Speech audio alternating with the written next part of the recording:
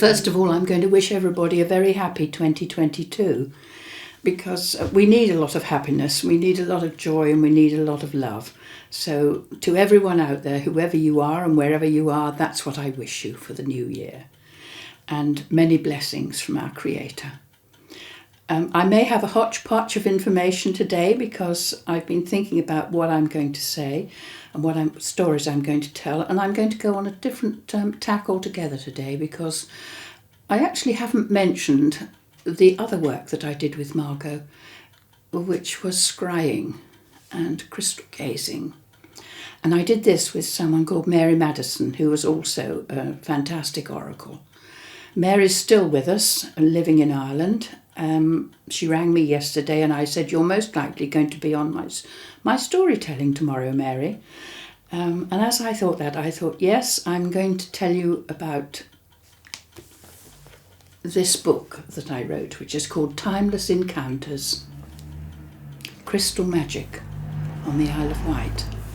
And the crystal magic began very close to here. Margo lived within 100 yards of here, and Mary lived just round the corner in Dudley Road. So it really is Ventnor magic. And we were told that the three of us had to sit together with crystals and see what happened. However, before that happened, about a year before, Mary had some information, and I will read you that later. But we came to do this in 1991. Margo's husband had died and Mary's husband had also passed away as well. And the three of us just got together and waited for the magic to happen. And all the time I was doing this, I was also doing the rescue work with Margo, angelic work, magic with fairies, all those sort of things. My life was very full. And it wasn't until a couple of years ago that I began to write, and I wrote this book. And I'll read you a little bit out of it. Oh, I wanted to tell you too about Mary. She was born in Kinsale in Southern Ireland, and her father was the local cobbler, Paddy O'Donovan. And Mary used to run barefoot, as cobblers' children usually did, and she'd spend her days on the beach. And one day she was talking to the stones on the beach and watching the sea come over them and watching the glistening and the beauty of them. And she began talking with the stones and the pebbles. And to her surprise, they spoke back to her. And she went home and her mother said to her, "What have you been doing today?" And she said, "I've been talking to the stones." And her mother said, "And what did they tell you?" And so Mary proceeded to tell her mother. Now that's so different from any English mother, really. If you told an English mother you'd been talking to the stones, she'd think you were crazy. Mary's mother didn't. Mary's mother knew that Mary wasn't crazy. And Mary continued to speak to the stones, and ever since then she's collected crystals, spoken with them. And there's one crystal in particular that she uses, which we call the communicator crystal, in which she sees the communicator. And she just gazes into the crystal and the communicator comes up out of the crystal and speaks with her. Amazing. And so perhaps this is why we began all this work, because we knew that Mary could speak to the crystals, but we didn't know that Margo could also. Anyway, I will read you a little bit of... It was January 1991 we began our work with Mary and the crystals.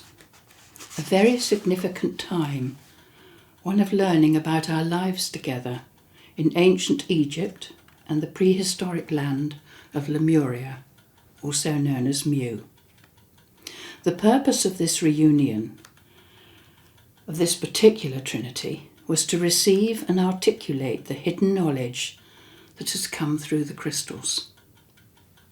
Words of truth and wisdom came through these two psychic oracles, Mary Madison and Margo Williams, during the early 1990s when we began scrying, or crystal gazing, into our mysterious past. And as the scribe, I documented the information received by Margo and Mary. Revelations of lives together in the ancient lost land of Lemuria, its total destruction and disappearance beneath the waves, and our choice to reincarnate in Egypt rather than go to another planet. This was our hidden past from antiquity before recorded history was unveiled. History is the tale told by victors. But this is my story, mystery. As the gods who still retain an interest in those who are willing and able to hear their voices have taught us. I already knew about my time spent in Egypt as a handmaiden to Nefertiti, and this information was given through Margo with the help of Mary Anning, her guide who had the ability to access the Akashic records. Mary described it as looking into a reflective lake, and because of my closeness to Margo, she'd been able to give me information about many previous lives. I've already spoken, by the way, in my other recordings about my life in ancient Egypt, so I won't repeat that again. And then it was at the time of Akhenaten. That's when we went back, when I was born in ancient Egypt. But I didn't know then that Akhenaten was considered a heretic pharaoh and the first monotheist of all history. I just knew that I'd heard about him, and of course we'd all heard about his son Tutankhamun, but I knew nothing really of Akhenaten at all. And it wasn't until I read up about him that he had actually moved the centre from Thebes to Amarna, which he built. And I didn't know that after he died, they tried to wipe his reign right out of history. There's a possibility that he didn't come from this planet, that he may well have come from somewhere else, and that's why he had this knowledge and that he wished to impart. So that was the time that I came back with Margo and Mary to ancient Egypt.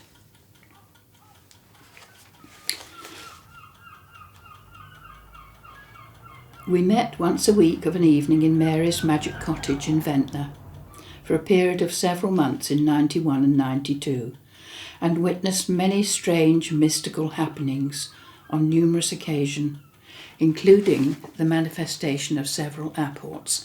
And apports are objects that suddenly appear out of nowhere, seemingly out of nowhere. But we've been told that what happens is they are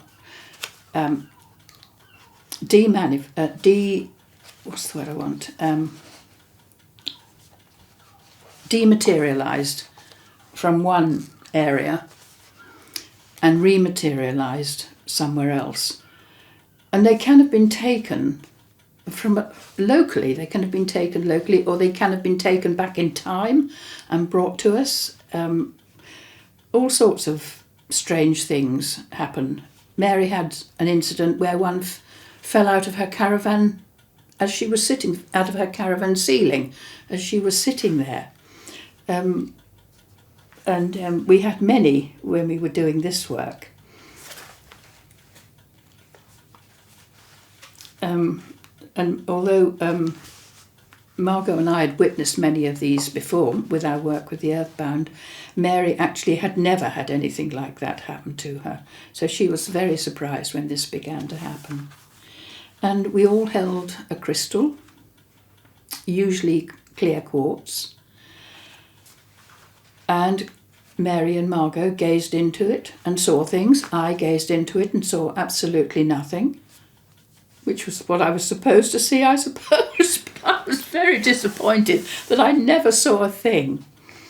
But what began to happen is that Mary and Margo both began to see the same period of time. And each one would tell me what they had witnessed as they had gazed into the crystal and watched the scenes happening.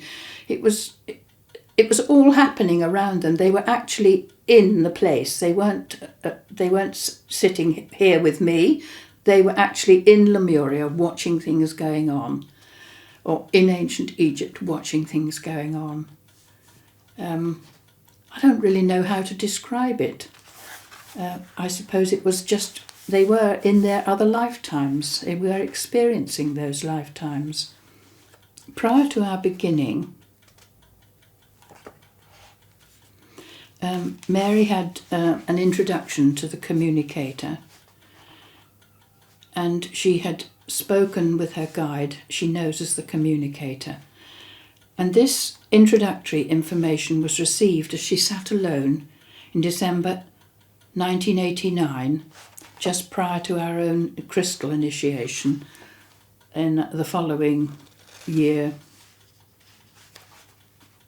And the communicator said to her, "I have many forms, as you can see. I lived deep in the Himalayas centuries ago, when life itself was very different, when one only communicated through thought. I have a star on my forehead, which was the sign for an enlightened one. You were also with this band of people, and now, centuries later, old knowledge has started to return to you. Do not be frightened or doubt what I shall tell you, dear one. As you learn to communicate again, hidden knowledge will return. Be strong and right, even if you do not understand." And then Mary was given a vision. She was entering a mountain at a fast rate. And these are her words. "I came to a large chamber.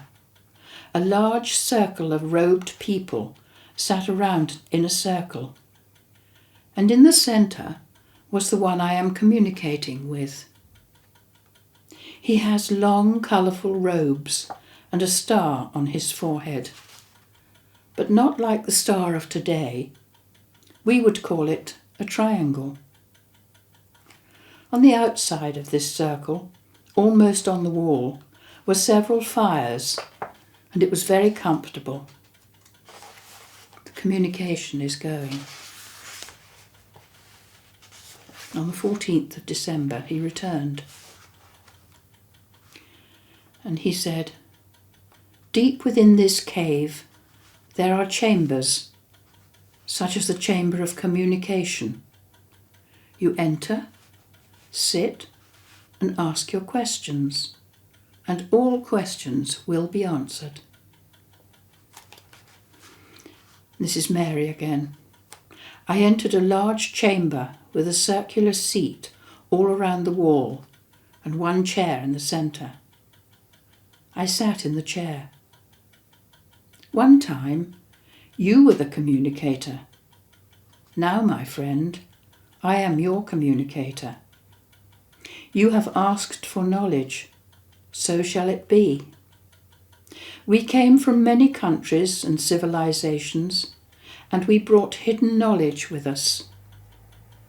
Your crystal can show you many of the old ways, and many you will remember yourself. You have experienced how your crystals can heal. You have felt their vibrations, and they have guided you to the exact spot on the body that needs help. This is only the beginning of what your crystals can do, so be patient and listen to your communicator."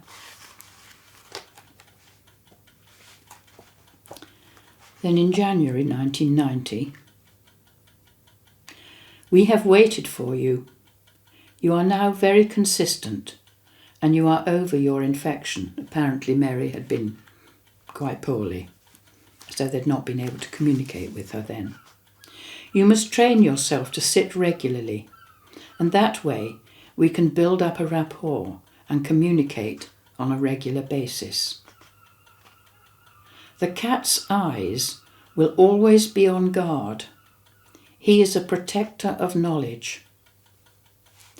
When you are ready to sit, the door will be opened. You will notice my face is going deeper and deeper into the crystal, and yet you can still see me. You will come deeper and deeper into the crystal, and as you tune yourself, the knowledge you seek will be revealed. You already know this, that you seek, so it will come easily. Be peaceful. Do not worry about the future. Your dreams will come to pass. It is your destiny.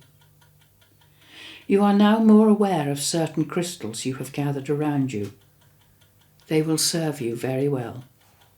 Love and blessings, the communicator. Again in January, Mary said, "The triangle again is of great importance. I feel drawn into it and felt cold as I entered into it, but now I am warm and comfortable. The communicator is here." This is what he had to say. We are not spirit, as you know spirit people. We do live, and we can apport ourselves in any form to those who are seeking. You may enter at any time the communication room and ask all you want to know. Set time aside. I know you have a lot on your mind, but be assured you will set up your healing room in your Ireland. We are sent to help you. On your forehead, you have the sign of the triangle on your third eye. It is also known as the pyramid. Let your mind relax. You can see my many forms. Where we are, the plant world flourishes. Rare species grow in abundance, fruit and vegetables. There is no disharmony. Everything grows peacefully. Pyramid energy is important to the flow of all things. There are reasons for all the changes in your life at the moment. Just flow with it and be at peace.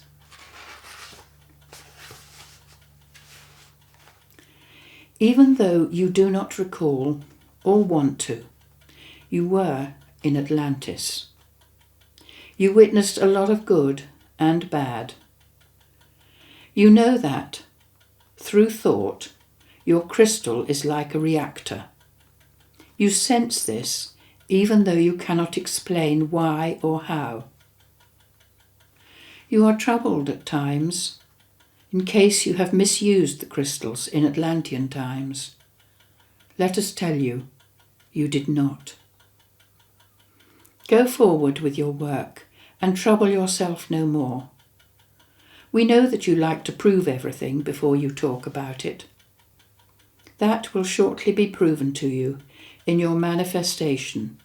Then you will gain confidence, and after that you must listen and obey the communicator, otherwise time will run out. Be at peace, knowing we are caring for you and your precious dreams. Universal blessing, the communicator. So that was the first time Mary had experience of the communicator. Beautiful words, beautiful experience. She's very blessed, very lucky. And so it was a year later that we began our personal scrying to see what the communicator would have to say. And yet, during our first attempt, it was Margo who clearly saw the profile of the communicator deep inside her quartz crystal. and described him as having an aquiline nose and very pointed chin. There was a large pyramid with a golden ray of light slanting right through it. A smaller pyramid appeared behind, with a square opening.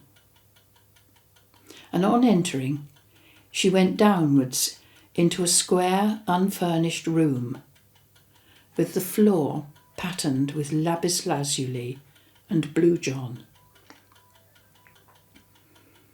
The face of the communicator reappeared, and she returned to the present. Nothing was said during the whole episode, but she was aware of her guide, Mary Anning, standing beside her. That was Margo's first experience of the communicator. Mary, at the same time, now these are their words, not mine. These are the exact words they said to me as they came back from the experience.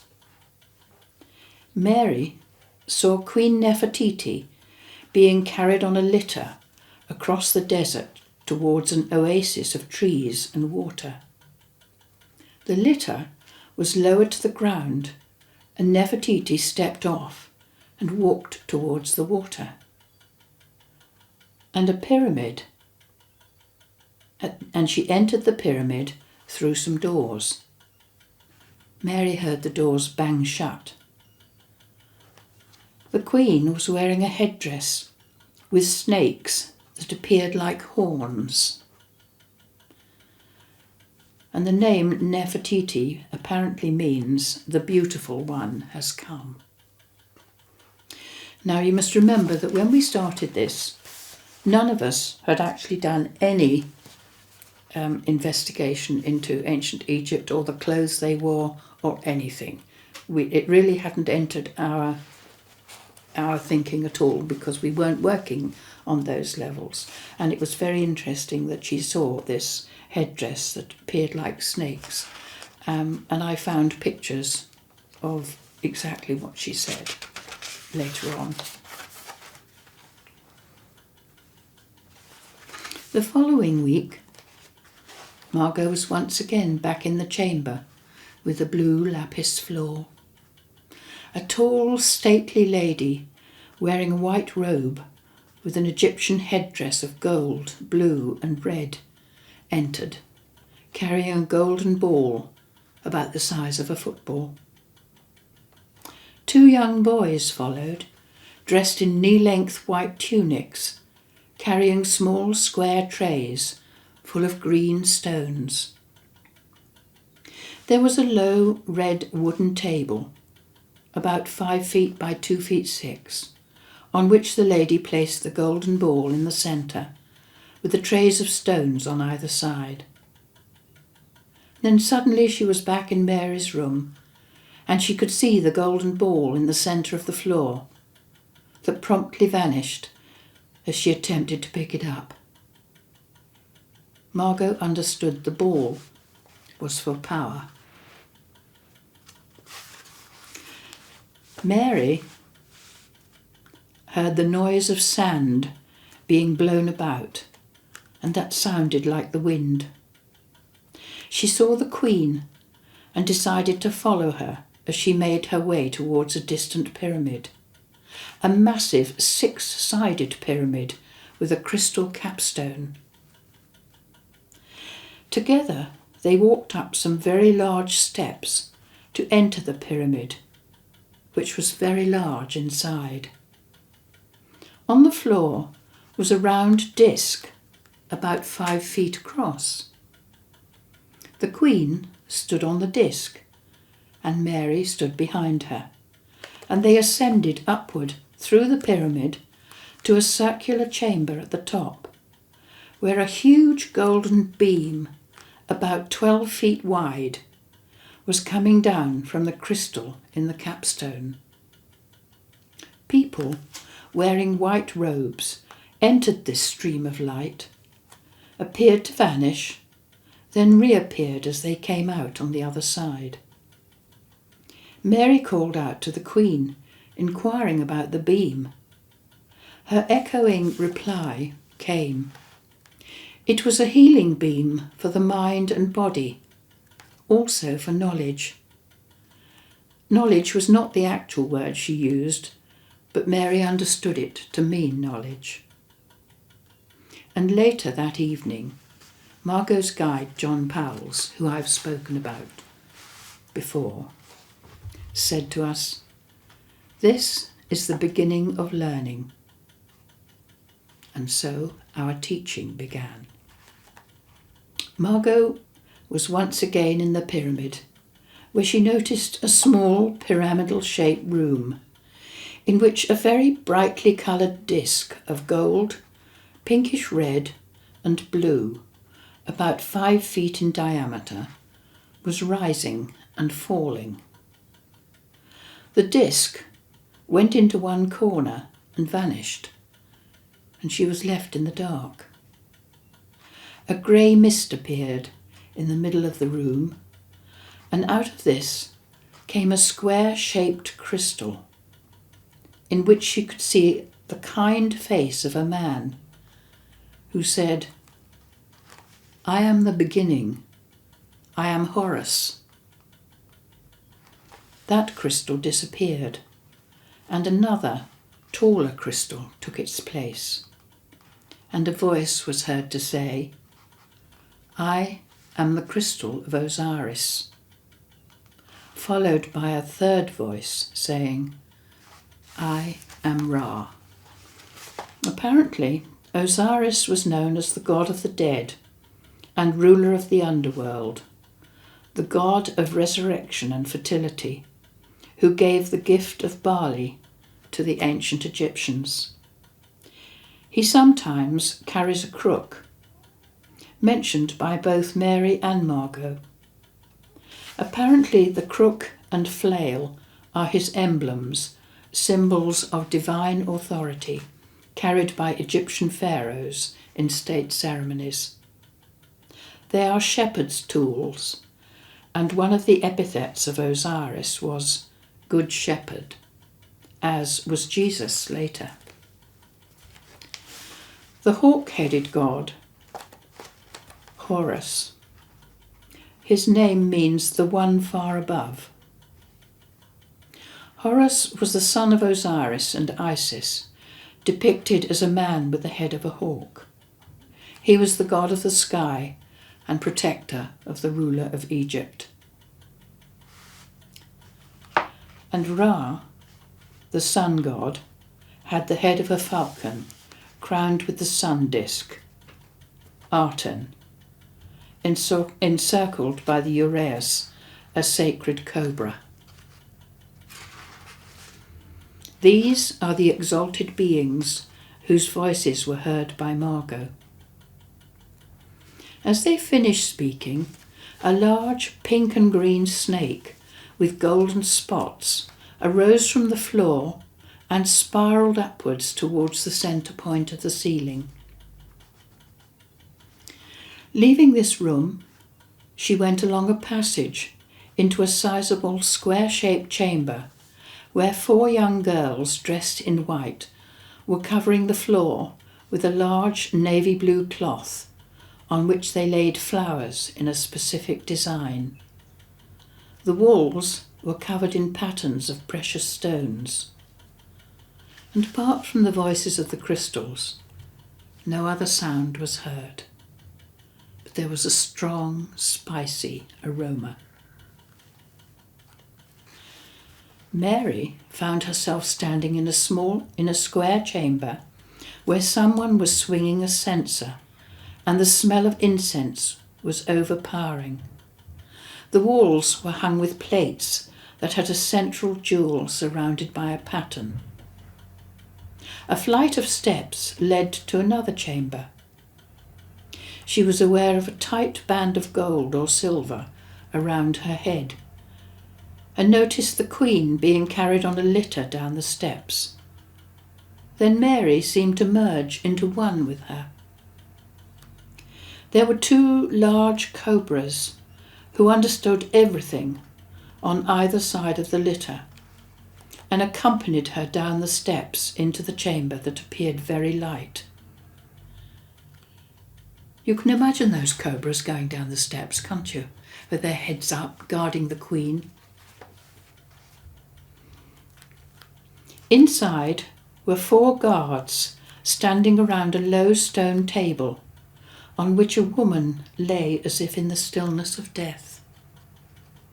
The sides of the table had writing on them, and the walls were covered in precious stones. There was a crystal in each corner of the chamber. Mary walked over to look at the person and saw a lady's face, which seemed to become Margo, and then return to that of the lady. There was so much to see, although the only furniture was the stone bed covered with a white cloth. She went back to the chair litter, then decided to go and look again.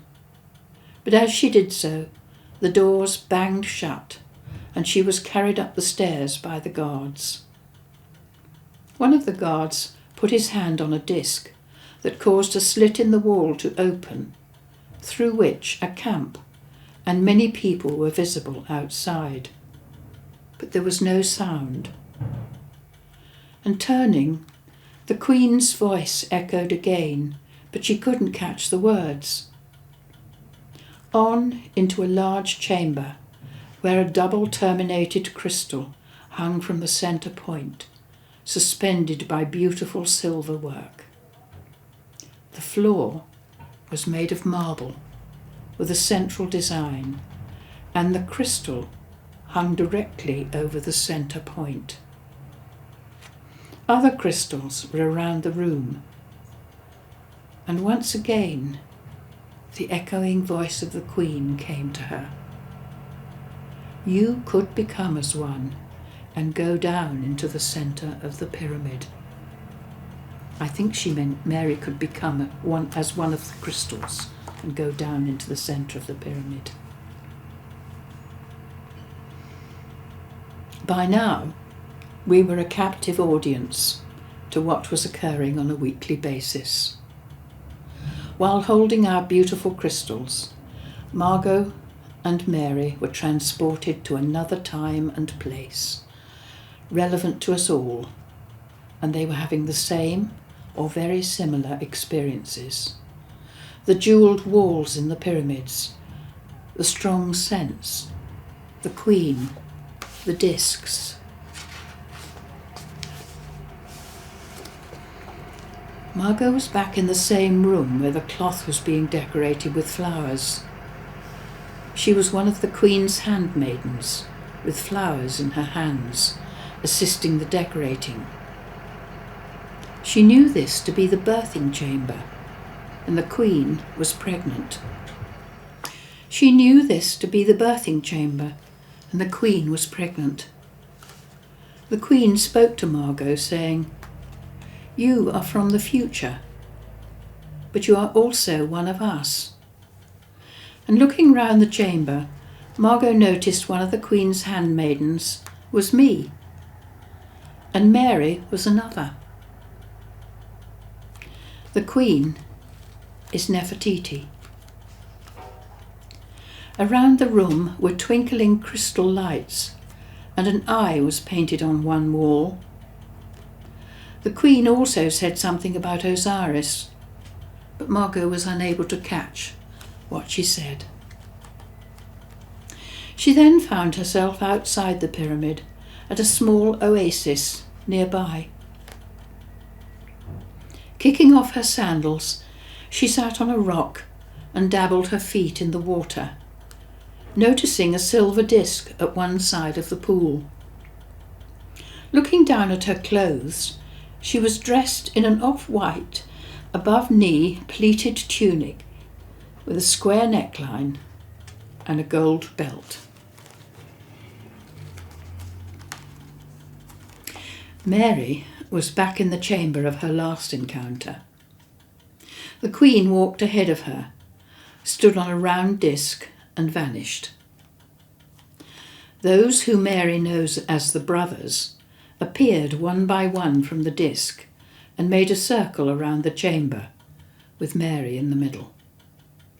One spoke to her, saying, "The outward 4 sides of the pyramid are not the same as the internal 6-sided. They told her the brothers were there long before Nefertiti, and they were the ones who brought the knowledge of the pyramids to the sand from Lemuria before the disaster causing its destruction." And note, they said sand and not desert. When Lemuria was destroyed, the elder brothers crystallized themselves into enormous crystals, and some are now walking on earth today. And they referred to Mary as sister. She was then transported to West Cork in Ireland, standing in Schull where she built her house, and looking towards the islands out to sea. The brothers told her that she must not be influenced by other minds, and the crystal she has seen off that coast in a vision is there in the sea, just as she has seen it.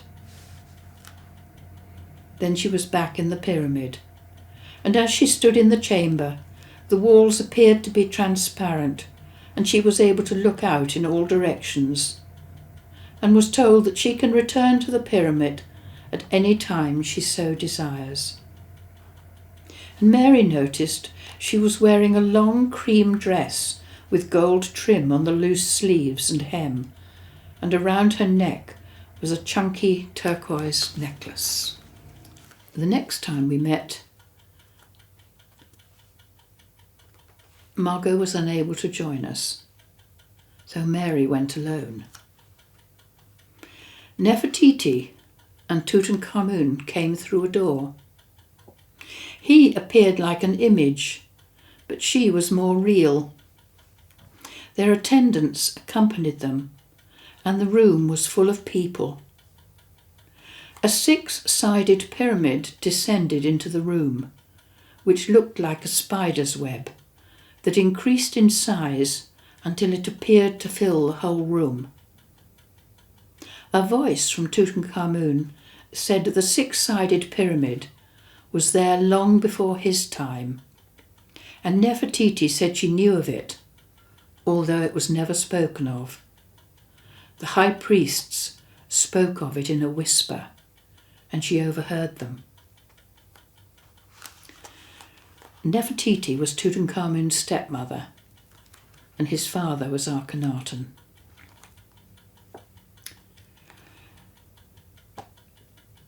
And the following week, Margo is back in the birthing chamber and watched the Queen's headdress being removed, and was surprised to see how young she was.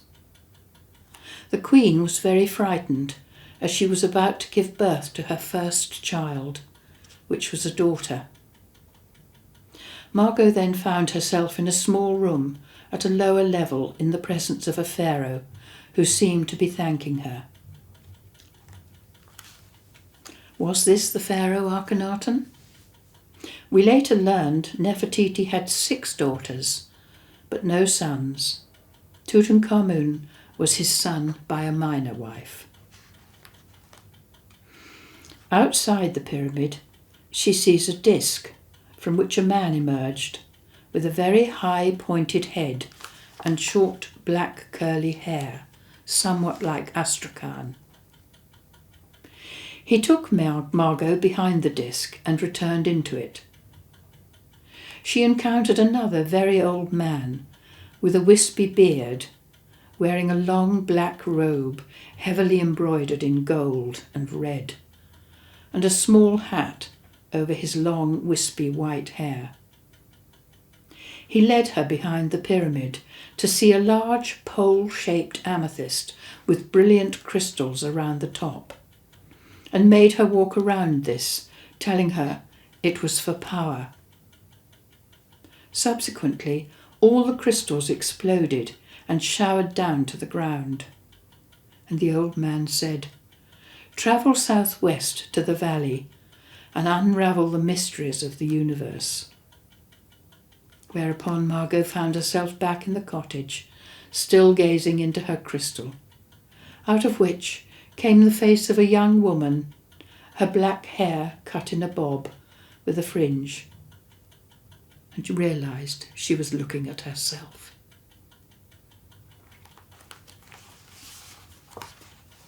Mary, meanwhile, is riding on a camel, travelling towards the pyramid.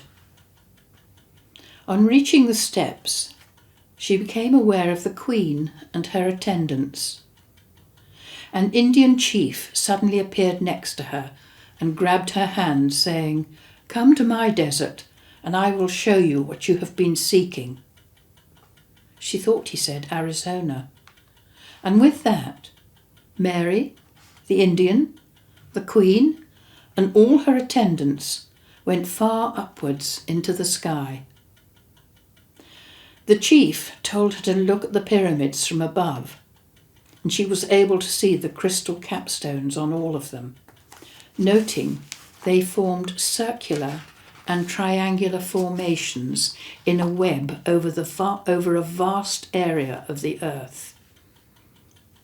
The chief said, "The pyramids and the crystals are connected with the stars, and this is the way that visitors from other worlds are able to find them." She entered a vast domed chamber with writings from all different cultures around the walls. And there were seats up the walls, reaching almost to the top of the dome, although she was quite unable to make out how people got to them. Perhaps they were able to levitate, she thought. In the centre of the dome was an enormous crystal, and when the sun came directly overhead, a huge beam of light appeared, through which people passed in order to receive healing.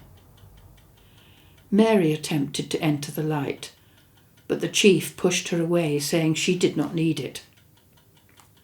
They all stood on a large disc on the floor.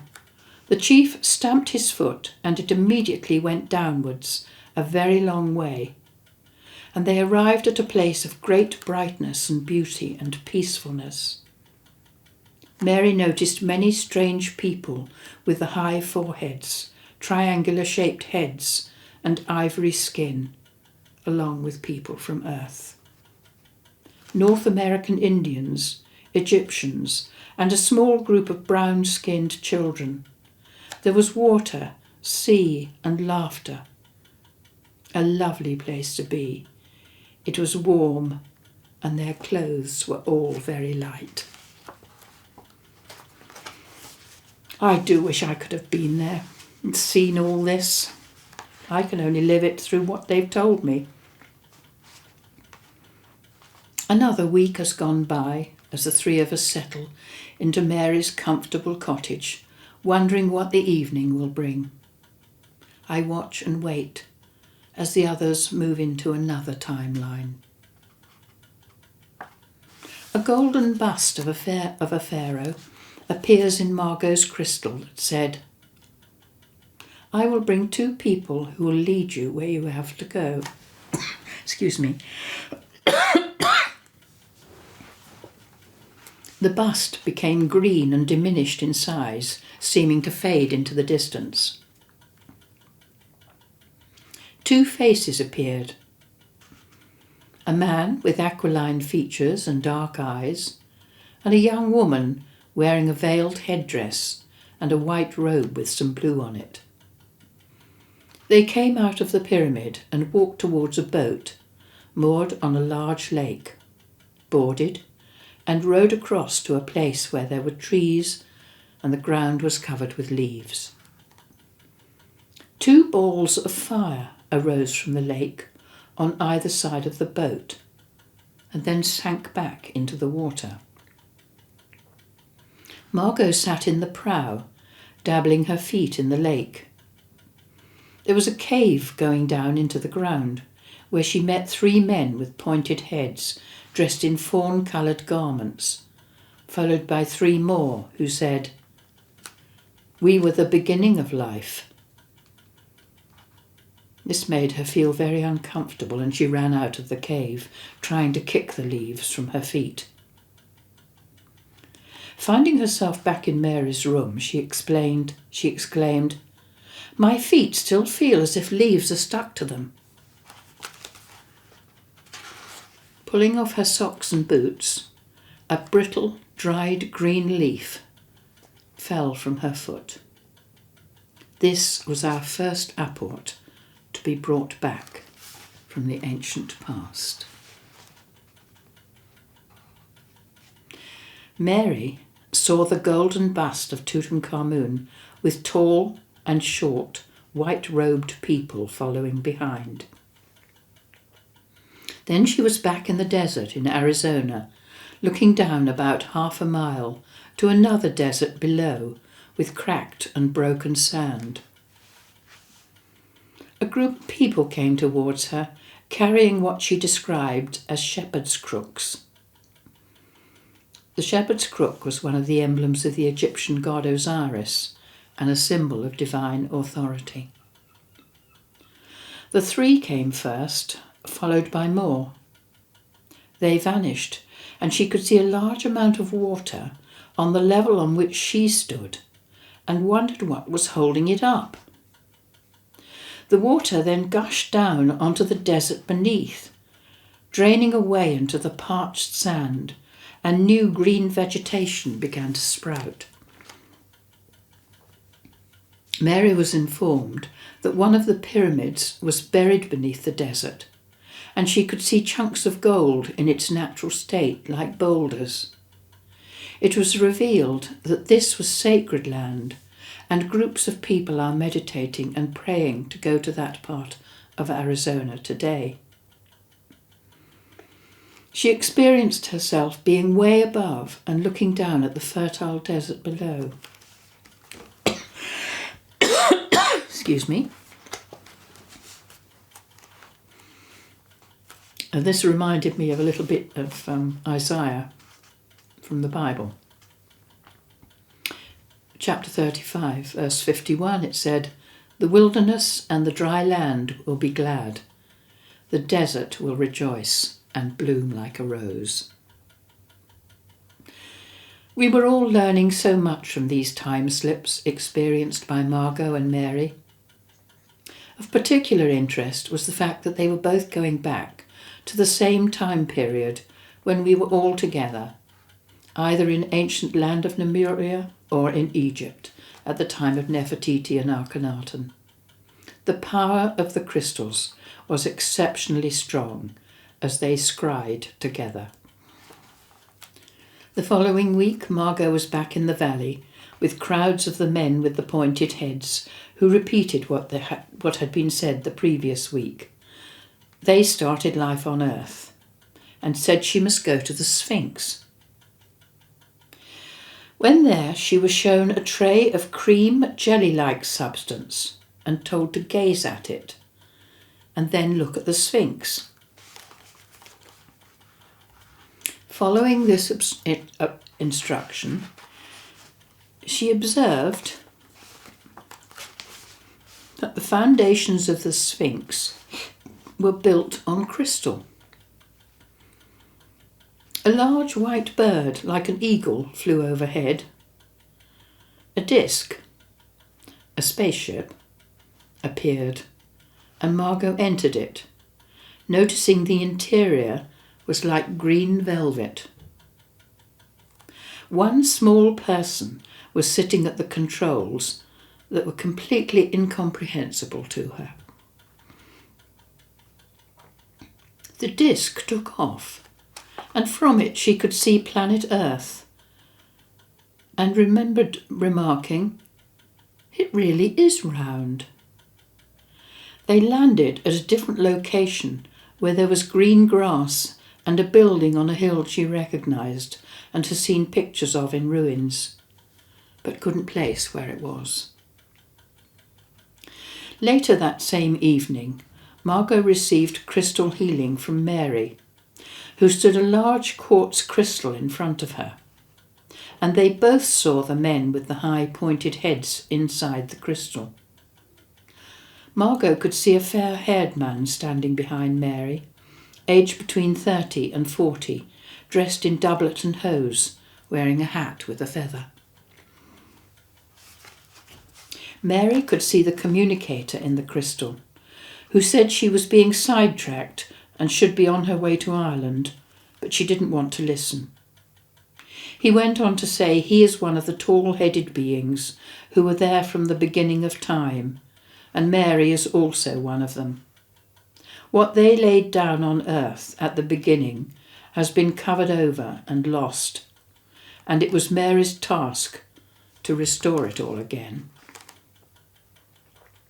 Some task, I thought at the time. And what does this entail exactly? Continuing to gaze into her crystal, Mary saw a place in Ireland where, to her surprise, all the stones were in the pattern that she had been impressed to make on a piece of cloth.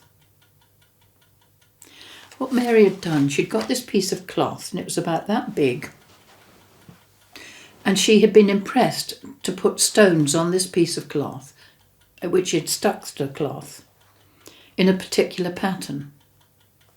So this is what she is seeing, these stones in Ireland in this particular pattern. When looking down on them from above, they had a different shape, and this was the way the star beings were able to see Mary, just like they were able to see the pyramids for landing. It seems Mary is constantly monitored by those who have her welfare at heart. Many years ago, Mary had been impressed to place some of her semi-precious stones on a cloth in a particular pattern. When she showed this to her husband Mick, who was a mason, he recognised the pattern, but would say nothing more about it. Some years later, she showed it to our friend Ken Baker, also a mason, who also acknowledged the pattern and took a photo of it, saying she should go to the main London lodge for information. Mary did contacted them, but she received no response. What has this to do with the work with the crystals, you may well ask? And what do the Masons know, you may also well ask. Mary returned to the Arizona desert that appeared lush, green and alive with cattle and cowboys and green fields. And then she was taken to Iraq, where the oil fields were burning, and she was told that what was occurring below was indescribably dreadful and worse than any volcano. She saw the tops of the wells being quenched, and people were very happy about the fires being out. But the inferno was still happening beneath the ground. It will not be long before the six-sided pyramid comes into manifestation in the desert. And Mary noticed a sign on the forehead of the communicator. And this was the sign there. I drew the sign she told me. I read her the verse from the book of Revelations, chapter 7, verse 3, pertaining to the signs in the forehead, saying, "Hurt not the earth, neither the sea nor the trees, till we have sealed the servants of our God in their foreheads." Again in chapter 9, verse 4, "And it was commanded them that they should not hurt the grass of the earth, neither any green thing, neither any tree, but only those men which have not the seal of God in their foreheads."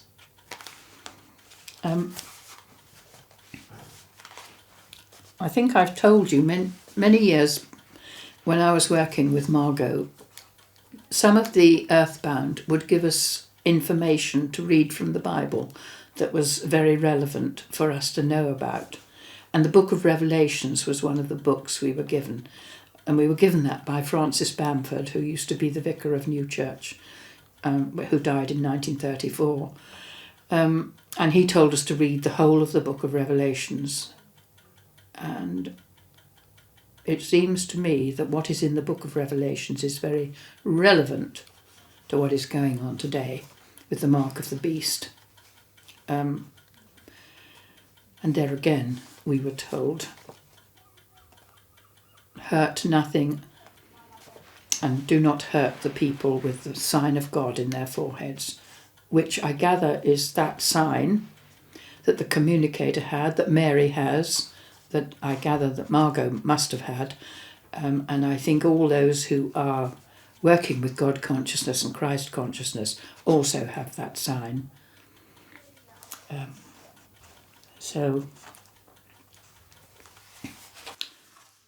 And 4 years later, after this, we had been told about the sign in the forehead. I did mention this earlier, but I've written it here.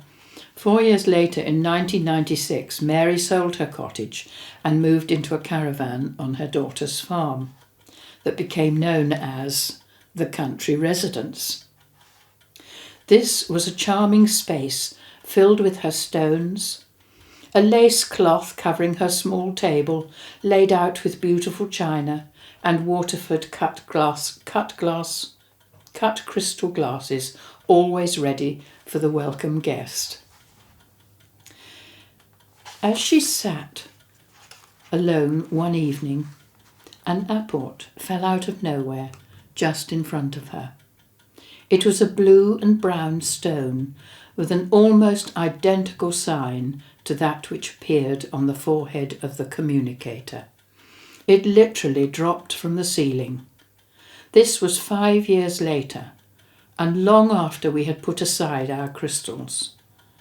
But time means nothing to those who dwell outside of time. Just further proof for Mary and me, as by 1994, Margo had chosen to step away, and sadly, we never had the opportunity to work with her again. And I will finish that little bit there. Of course, there is a lot more because I'm still only in 1991, and so there is a lot more information about what we received, which I will read another time. However, I was going through my files yesterday, and I came across something that many people know about, but nobody really understands what it is. And it's called the Voynich Manuscript. I don't know how old this manuscript is, but I was with Bob Plimmer, who published this book, at one of his lectures. And he mentioned this Voynich manuscript, and I said, "I've never heard of it, Bob, what is it?" And he told me that it was a manuscript that had never been translated. Nobody really knew what it was, and it was a very colourful manuscript. So I thought, oh, how interesting, I'll have to find out about that sometime in the future. So, and then I promptly forgot about it because I was doing 101 other things. And then I was going past the sitting room one day when I lived at Downlands, and Reg had got the television on, and suddenly I heard the words Voynich Manuscript. And as I don't watch television, I thought, oh, the universe is trying to tell me something. So I rang Robin and I said, I've got something for you to work on. I said, can you ask about the Voynich Manuscript? So I asked him, and apparently it's called the Voynich Manuscript because it was sold to someone or auctioned, and someone called Voynich bought it. But originally, apparently, it had been in the hands of, as I understand it, the Jesuits, Jesuit community. Anyway, I thought you might like to know and hear what the Voynich Manuscript the information that came about the Voynich Manuscript. This is the sort of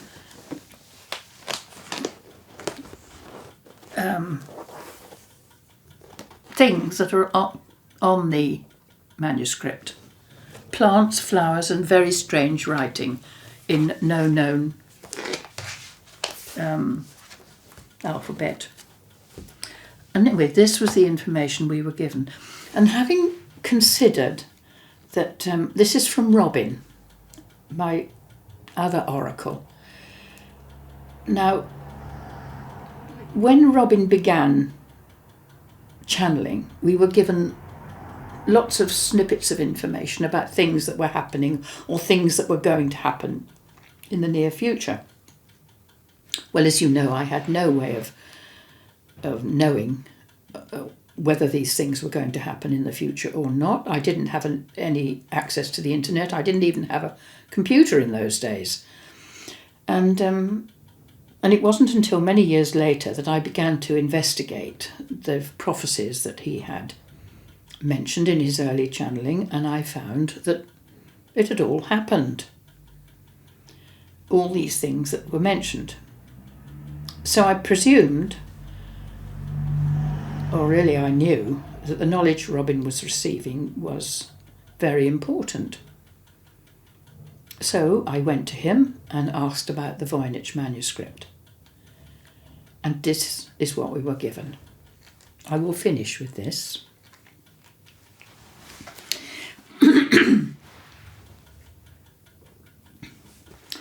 An inquiry has been made with regards to certain information that will of course be influential to man when he becomes circumspect within all energy forms, within himself, within the environment he finds himself in, and within the energy forms that communicate with him. This information is binary code. It is binary code in the format that human beings do not understand. We will elaborate on this, partly because you will be given some information, and partly because you won't be given some information. But your minds, and those that will listen, will understand that you will be given certain components of information that will allow you to put some of the building blocks together with regards with what this information entails. Information itself that we, you, us, do not understand is information that is yet to be understood.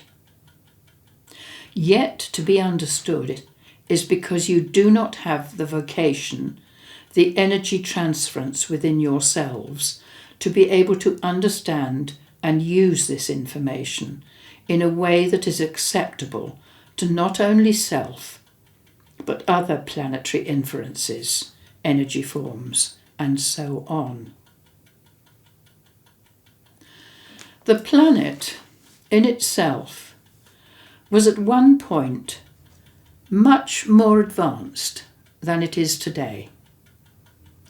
You were visited, and you visited other planetary systems, and you knew exactly how to do this as human beings. Yes, of course your mindset was different. Yes, of course the way in which your intelligence and directive working with intelligence was different. But you have to accept at this point that you have devolved, because there have been alterations and interference within your genetic structures. Who, where and what has done this? Well, my children, the planet in itself is harbouring many, many dis-eases, one of which is the fact that your energy forms, are being adjusted with malware, with unfortunate processes that do not conducively work with the way you need to be. A universal language, which was always ordained for the universe to contain itself, was done in binary code in a computerized segmentation. This computerized segmentation came out in many different ways. These illustrations that you are talking of, with a name that matters not, basically are old binary patterns used for transference of information in the intergalactic federational processes, which meant all language, no matter what, no matter where, no matter what size, no matter what dimension, knew how to contain this information. It was a universal document that all universes, mindsets, intelligences knew how to document and decipher. It wasn't done in the format that you would understand as computers. It was done through energy. Energy in itself transferred itself from a document, and once it transferred itself from that document, it correlated itself into different factions. Whether your dimension of understanding was through sound, touch, feel, honour, correction, systematic transference of thought patterns, no matter what, this language formatted itself in a format that allowed the beings that were understanding to understand what it was they were given. So what you have there is a universal language. Why do you not understand this universal language? Because you are not part of the universe anymore. You have become devoid of this intellectual advancement within the universe.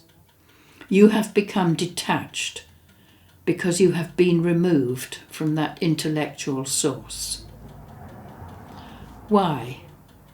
Would it be harmful for you to be part of it? No, it would be harmful for the universe. The universe in itself needs a different format of energy, not that which transfers itself from the planet you call Earth. Why has this been allowed to happen? Because, of course, it is part of a process. If you throw a boomerang, it will eventually come back. You are a planet of free wish, free choice and free will, and the only one in the universe. You did, of course, at one point have gods. Those gods were actually intergalactic intelligence that interfered when you went wrong. But they have been removed. All they are allowed to do is watch and glean and see. Why have they been allowed to be removed? Simply because the energy forms that are in control at this point in time have created a process, so they were removed. Was this acceptable to you? No, it wasn't. Was it acceptable to them? It was what they needed, it was what they wanted, and it is what they got. They being the formats that pull all the strings behind the scenes. Is this negative? Is this positive? It matters not. It is, of course, experience. So documents are bringing themselves to the forefront. Documents that are opening up mindsets within your minds. They are opening up portals of intelligence that are opening up your hearts to a different transference of understanding. And when this starts to happen, you will correlate your cellular structures in a different way. You will, of course, take your time, and in your time, you will become more averse to the understanding of positive, negative, and altered frequencies.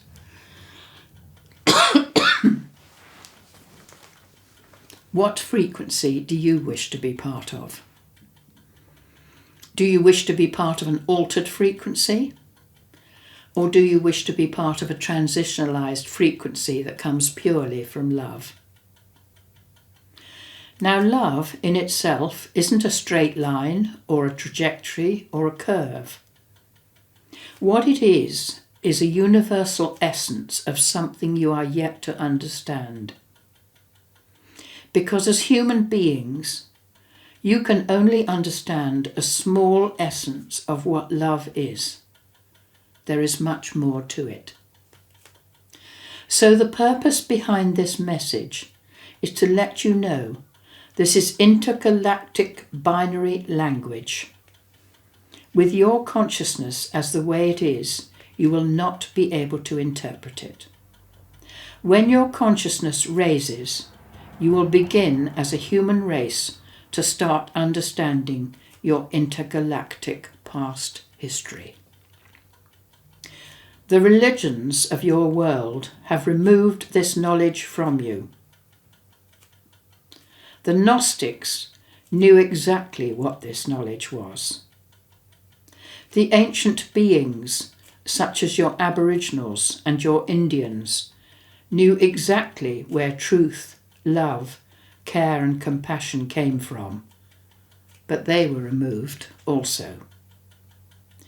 You are being controlled, but that control system will eventually desist because the human consciousness will win through.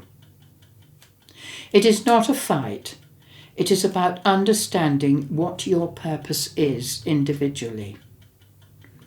Bring forth love. Bring forth this universe that you are part of. Become part of that universe, and your universe will be part of you.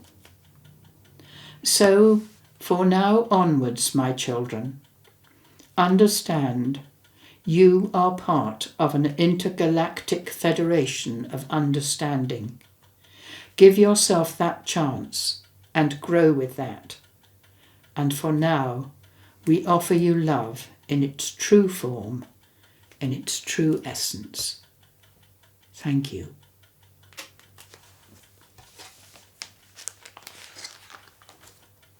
And that's the writing. So it's an energy transference onto this, and every being in the universe can read that language except humanity.